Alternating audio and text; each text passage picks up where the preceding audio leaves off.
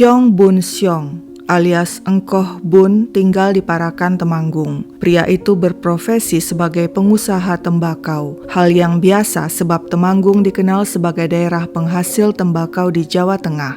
Selain berprofesi sebagai pengusaha tembakau, Koh Bun juga dikenal sebagai penjual pupuk tanaman. Koh Bun pernah menikah tahun 94 dengan seorang wanita asal Salatiga. Pernikahan itu dikaruniai 2 anak. Namun tidak bertahan lama karena keduanya bercerai. Tahun 2009, sang mantan istri meninggal karena sakit dan pada tahun yang sama Koh Bun menikah dengan Nur Tafia, seorang wanita asal Singkawang, Kalimantan Barat. Beda usia mereka cukup jauh, lebih dari 30 tahun. Pernikahan itu dikaruniai seorang anak. Koh Bun dikenal baik dengan sang istri Nur Tafia. Banyak hal yang dipercayakannya kepada Nur, bahkan ATM-nya juga dipegang oleh Nur. Sehari-hari Nur juga mengetahui soal keuangan dan transaksi bisnis yang dilakukan Koh Bun. Dalam usaha jual beli tembakau, Koh Bun memiliki seorang sekretaris bernama Ayu yang mulai bekerja padanya tahun 2015 hingga kemudian berhenti tahun 2017. Sehari-hari tugas Ayu membantu Koh Bun dalam mencatat dan membayar pembelian tembakau dari para petani. Selain memiliki hubungan baik dengan sang bos Koh Bun, Ayu juga berteman baik dengan Nur Tafia, istri bos. Nur kerap datang main ke rumah orang tua Ayu. Saat itu Ayu memang masih tinggal dengan orang tuanya. Di tahun 2015 saat Nur Tafia berkunjung ke rumah Ayu, pada saat yang sama seorang pria, teman ayah Ayu juga sedang bertamu. Ayu pun memperkenalkan Nur kepada pria itu. Si pria sudah menikah, namanya Permadi Dian Wicaksono, seorang brigadir polisi. Dia kos seorang diri di kawasan Banyu Urip, Temanggung, sedangkan istri dan anaknya tinggal di Klaten. Waktu pun bergulir, pada tahun 2016 Permadi menghubungi Ayu. Pria itu ingin meminjam uang kepada Ayu dengan jaminan HP kentangnya.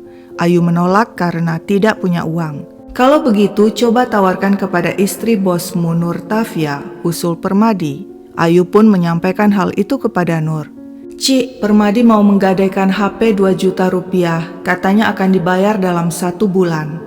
Nur Tafia setuju, lalu memberikan uang 2 juta rupiah kepada Permadi lewat Ayu, sementara HP Permadi dipegang Nur sebagai jaminan. Sebulan pun berlalu, sudah jatuh tempo. Lewat Ayu, Permadi menitipkan bayaran kepada Nur, tapi hanya 1 juta rupiah, bukan 2 juta rupiah seperti yang sebelumnya dijanjikan. Ayu menyampaikan hal itu kepada Nur. Permadi bilang masih kurang 1 juta rupiah lagi, Cik, katanya. Oh iya, tidak apa-apa, Nur memaklumi.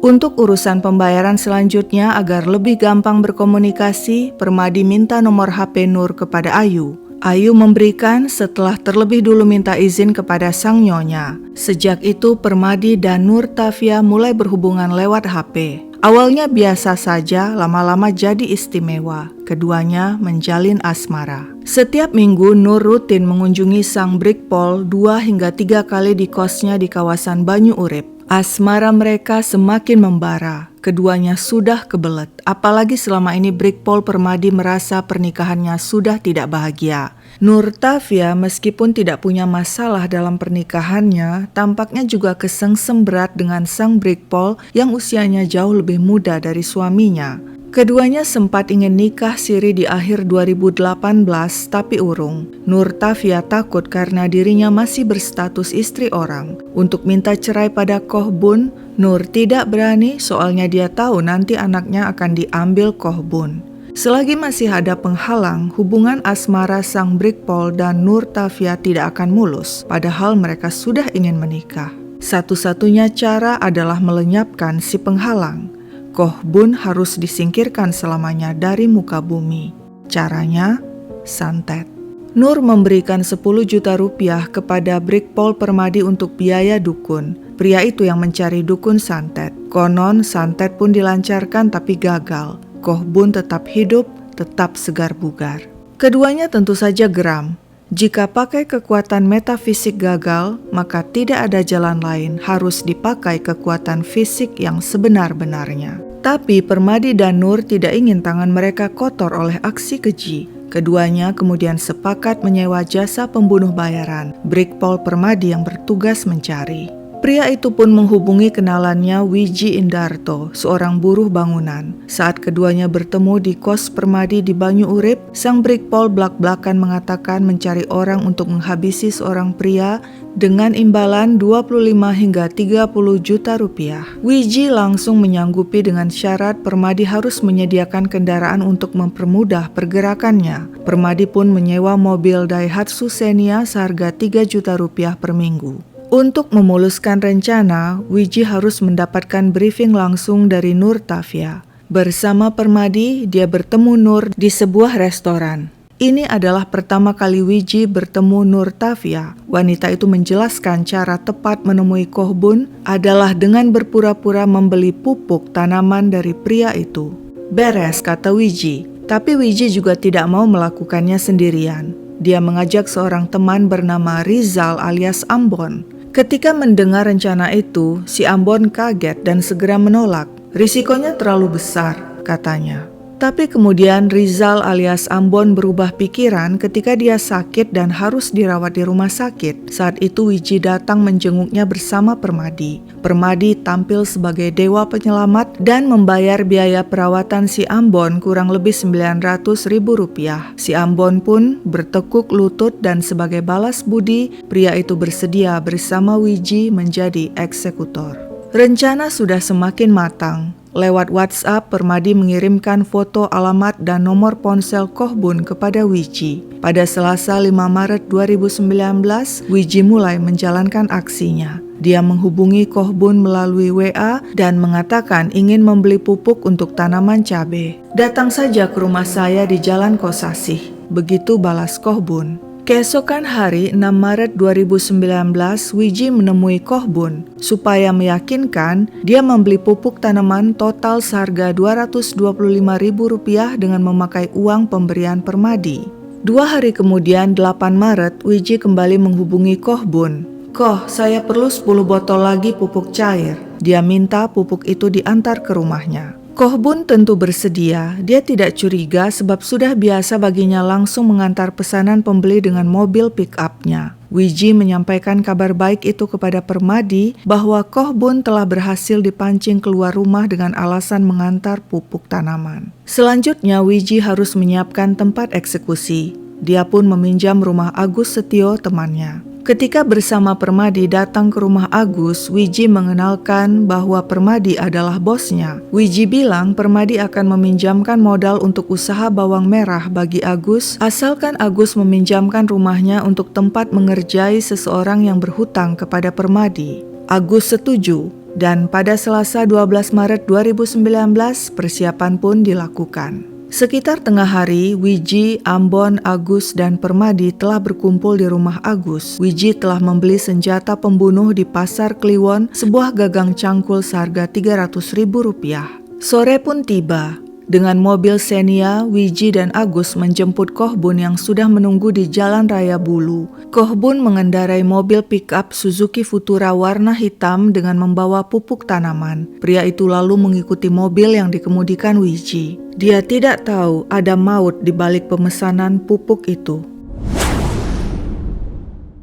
Setiba di rumah Agus, Kohbun menurunkan kardus berisi pupuk tanaman. Dia masuk ke ruang tamu dan meletakkan kardus-kardus itu di sana. Di ruang tamu sudah menunggu si Ambon yang berlagak jadi petani. Sambil duduk, Kohbun sempat mengobrol dengan pria itu menjelaskan pemakaian pupuk cair. Sedangkan Permadi menunggu di ruangan lain. Beberapa saat kemudian Wiji mengambil gagang cangkul. Dia menghantamkan benda itu sebanyak 3 kali ke kepala Kohbun yang sedang duduk. Tidak ada respon dramatis. Kohbun tetap duduk, diam, namun kepalanya terkulai. Wiji dan Rizal alias Ambon segera mengangkut Kohbun dan menaruhnya di jok belakang Xenia. Ketika nadi Kohbun dicek, tidak ada denyut. Keduanya pun berangkat dengan mobil Xenia. Sementara itu Brigpol Permadi keluar dari persembunyiannya dan menyetir mobil pick-up milik Kohbun menyusul mobil Xenia yang dikemudikan Wiji. Mereka bertemu di pinggir jalan desa Tepusen. Wiji menyerahkan ponsel milik Kohbun kepada Permadi. Setelah itu mereka pun berpisah. Wiji dan Ambon menuju Candi Roto mencari tempat membuang jasad Kohbun, sedangkan Permadi menuju terminal Temanggung. Sesampai di perkebunan kopi di kawasan Desa Sidorejo, Candiroto, Wiji menghentikan mobil. Dia dan Ambon membuang jasad Koh Bun di semak-semak pinggir jalan, lantas mendorongnya hingga terguling ke bawah. Keduanya bergegas menuju terminal Temanggung. Di sana, tengah malam sekitar pukul 12.30, mereka bertemu Permadi yang menyerahkan uang 1,5 juta rupiah. Tidak perlu menunggu lama, Wiji dan Ambon segera memakai uang itu untuk bersenang-senang di kawasan wisata sejuk Bandungan. Sorenya mereka kembali bertemu Permadi yang memberi bayaran masing-masing 10 juta untuk Wiji dan Ambon. Aksi mereka masih berlanjut. Pada Jumat 15 Maret, Wiji yang mengendarai mobil Xenia dan Permadi yang membawa mobil pick-up menuju Wonosobo. Sesampai di kawasan perkebunan teh Tambi, Permadi memarkir pick-up milik Koh Bun. Wiji lalu melepas plat nomor pick-up dan meninggalkannya dengan posisi terkunci. Kedua pria itu lalu pulang dengan mengendarai Daihatsu Xenia. Sementara itu, sejak 12 Maret 2019 pukul 10.30 malam, Henry anak Koh Bun sudah menunggu-nunggu papanya yang tidak pulang juga dari mengantar pupuk ke desa Ngimbran. Bersama pamannya, Chen Chen yang adalah adik Koh Bun, mereka menyisir kawasan desa Ngimbran mencari Koh Bun. Namun Koh Bun tidak ditemukan. Mereka mencoba menelpon Koh Bun berkali-kali tapi tidak diangkat. Pesan WA juga tidak dibalas. Tapi mendadak dini hari pada 13 Maret 2019, akhirnya ada balasan WA Koh Bun ke ponsel Henry. Koh Bun mengatakan ada sesuatu yang sedang dibicarakannya panjang lebar. Henry merasa pesan itu aneh. Lalu dia membalas, "Ini bukan papa, jangan main-main." Tapi pesan Henry itu tidak dibalas. Chen Chen juga mendapat balasan WA dari nomor Koh Bun. Isinya, "Aku pusing, nitip anak." Chen Chen kemudian memancing, "Anak yang mana?"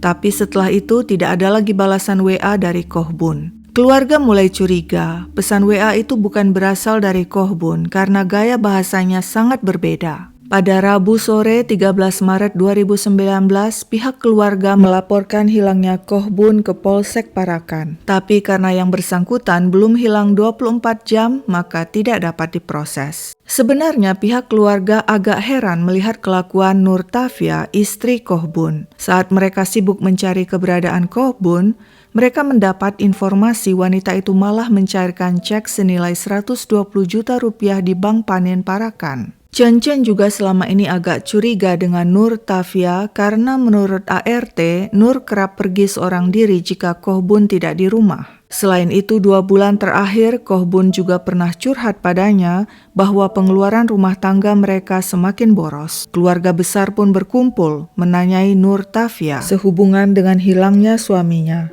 Mereka langsung menyita HP wanita itu dan tampaklah foto-foto mesra Nur Tafia dengan seorang pria berseragam polisi dengan tanda nama di dada, Permadi. Nur Tafia tertangkap basah, tidak bisa berkelit. Dia mengaku pria itu adalah kekasihnya. Sudah 2 tahun dia berselingkuh dengan Brigpol Permadi. Keluarga terus mencecar. Mengapa mencairkan cek di bank? Nur bilang untuk dikirim ke keluarganya di Singkawang. Keluarga tidak percaya dan menanyakan bukti transfer. Nur tidak bisa memberikan. Ketika keluarga terus bertanya, akhirnya Nur Tafia memberi jawaban bohong. Uang itu untuk Permadi sebab pria itu memerasnya. Sementara itu polisi sudah mulai bergerak mencari keberadaan Koh Bun setelah 24 jam dinyatakan hilang. Diketahui pria itu terakhir meninggalkan rumah dengan mengendarai pick-up Suzuki Futura warna hitam. Pada 18 Maret, sekitar 4 hari setelah dinyatakan hilang, polisi berhasil menemukan pick-up itu terbengkalai di dekat kawasan kebun teh. Tapi di mana Koh Bun? Investigasi yang lebih mendalam dilakukan. Berdasarkan masukan dari keluarga Koh Bun yang mencurigai Nur Tafia, polisi pun menginterogasi wanita itu dan menyita HP-nya. Di HP ditemukan foto-foto dan percakapan mesra antara Nur dan Brigpol Permadi. Kepada polisi, akhirnya Nur mengaku dia dan Permadilah yang merencanakan pembunuhan Koh Bun. Polres Temanggung langsung bergerak menjemput Permadi yang saat itu sedang tugas piket di Polsek Ranggan. Ketika diinterogasi, yang bersangkutan mengaku dia dan Nur Tafia adalah dalang pembunuhan. Mereka menyewa jasa Wiji Indarto dan Rizal alias Ambon untuk melenyapkan Koh Bun. Polisi pun meringkus Wiji dan Ambon, juga menahan Agus Setio, si pemilik rumah pembantaian. Wiji dan Ambon menunjukkan tempat pembuangan Koh Bun di Desa Sidorejo, Candiroto, di kawasan kebun kopi. Akhirnya, kurang lebih seminggu setelah Koh Bun menghilang, jasadnya berhasil ditemukan dalam kondisi sangat menyedihkan, telah rusak. Keluarga besar Koh Bun tidak menyangka tragedi yang menimpa Koh Bun diotaki oleh istrinya sendiri Nur Tafia bersama selingkuhannya Brigpol Permadi. Sidang digelar di Pengadilan Negeri Temanggung dan pada November 2019 hakim mengetuk palu. Permadi Dian Wicaksono yang telah dicopot dari jabatannya bersama dengan Nur Tafia dan Wiji Indarto divonis 20 tahun penjara.